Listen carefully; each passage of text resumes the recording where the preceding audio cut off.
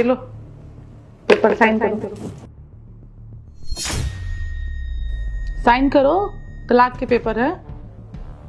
देख क्या रहे हो मेरा चेहरा? साइन करो, मैं साइन करने के लिए बोल रही हूँ।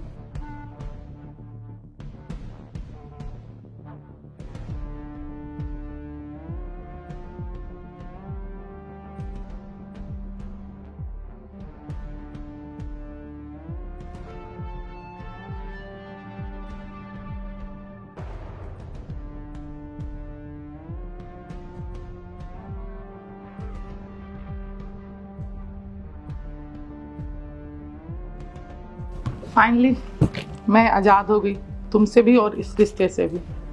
एक सेकेंड रुक जाओ।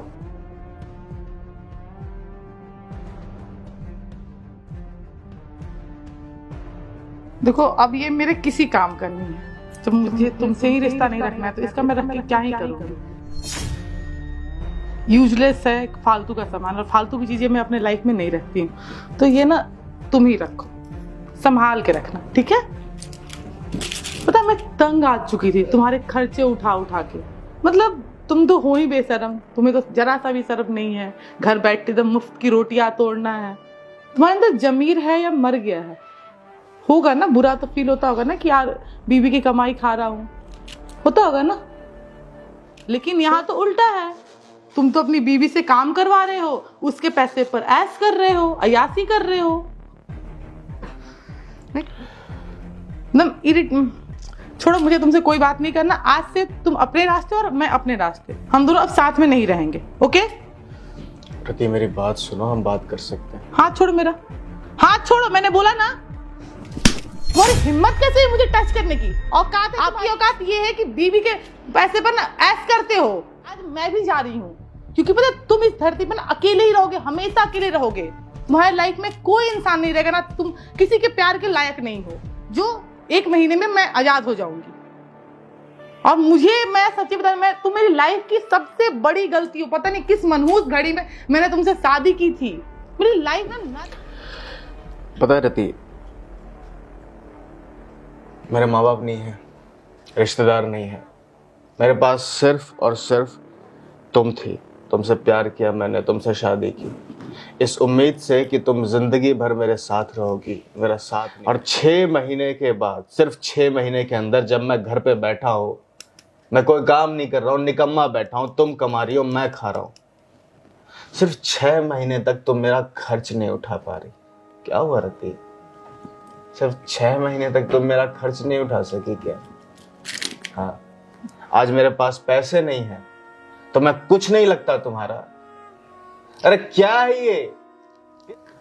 मैं तुम्हें एक चीज बता दूं, प्यार में जो जीने मरने की कस्में खाते हैं ना कि मैं प्यार में रहूं, फिल्मों में इसकी बातें हैं। रियल लाइफ में ना जीने के लिए पैसे चाहिए, प्यार से पेट नहीं भरता है। एक सच्चाई बताना चाहता हूं तुम्हें,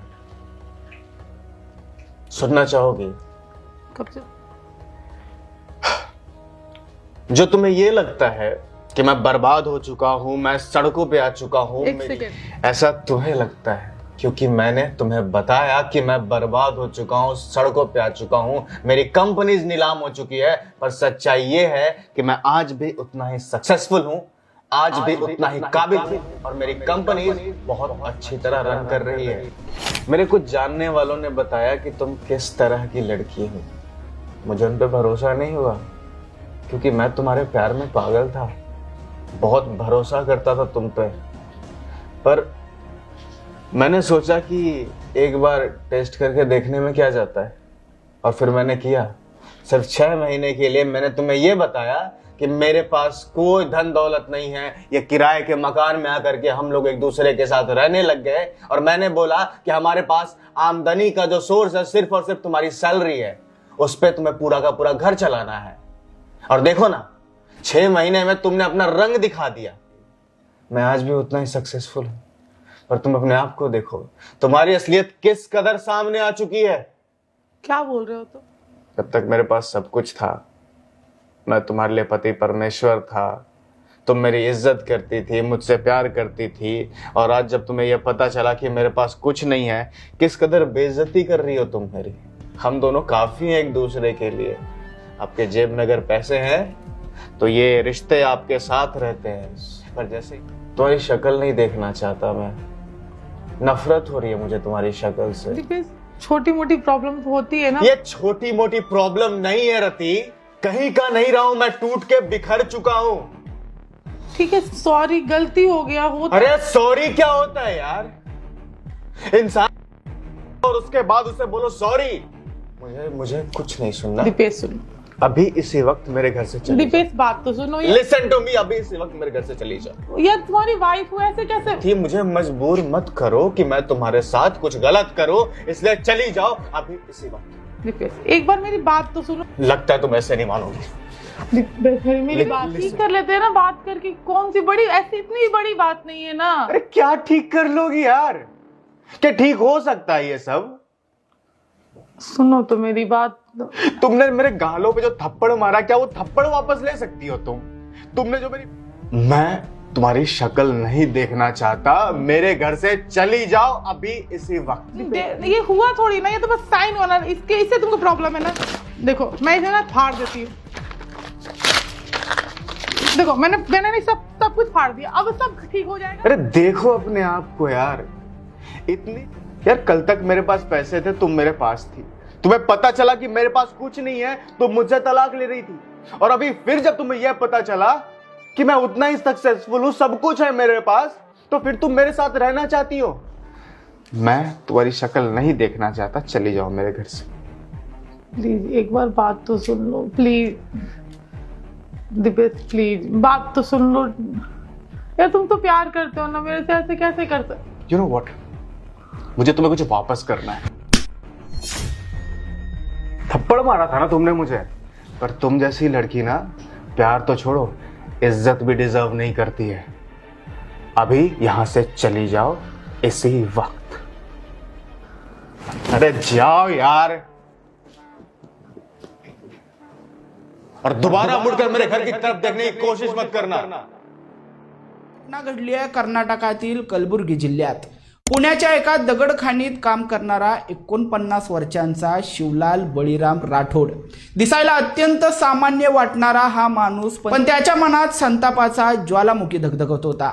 घरगुती भांडणांना कंटाळून त्याची पत्नी सविता आपली 15 वर्षांची मुलगी वीरा आणि 19 वर्षांचा मुलगा प्रकाश यांना सोबत घेऊन कलबुर्गीमध्ये आपल्या नातेवाईकांकडे निघून आलेली होती।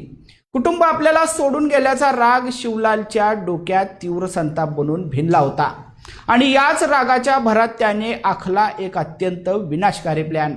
दगडांच्या खाणीत काम करत असल्यामुळे दगड फोडण्यासाठी वापरल्या जाणाऱ्या अत्यंत घातक स्फोटकांची शिवलालला खडा माहिती होती। मंगळवारी सकाळी तो पुण्याहून थेट कलबुर्गीत नातेवाईकांच्या घरी धडकला। घरात पाऊल ठेवताच पुन्हा वादावादीला सुरुवात झाली, पण यावेळी शिवलाल फक्त भांडायला आला नव्हता। घरात पत्नी, मुलगी, मुलगा आणि नातेवाईक अडकलेले होते। शिवलालने स्वतःच्या कमरेला बांधलेल्या स्फोटकांचा पट्टा उडवून दिला। स्फोटाची तीव्रता इतकी भयानक होती की एका क्षणात घराच्या भिंती कोसळल्या। या भीषण स्फोटात शिवलाल आणि त्याची अवघ्या 15 वर्षांची निष्पाप मुलगी वीरा यांचा जागीच अंत झाला, तर पत्नी सविता, मुलगा प्रकाश आणि नातेवाईक सुरेखा चव्हाण, 12 वर्षांचा चिमुरडा विवेक आणि नितेश हे रक्ताच्या थारोळ्यात गंभीर जखमी झाले होते। घटनेची माहिती मिळताच पोलिसांनी घटनास्थळी धाव घेत जखमींना कलबुर्गी जिल्हा रुग्णालयात दाखल केलं, पण या एका डोक्यातील शंकेनं संपूर्ण कुटुंब क्षणार्धात उद्ध्वस्त केलं गेलं।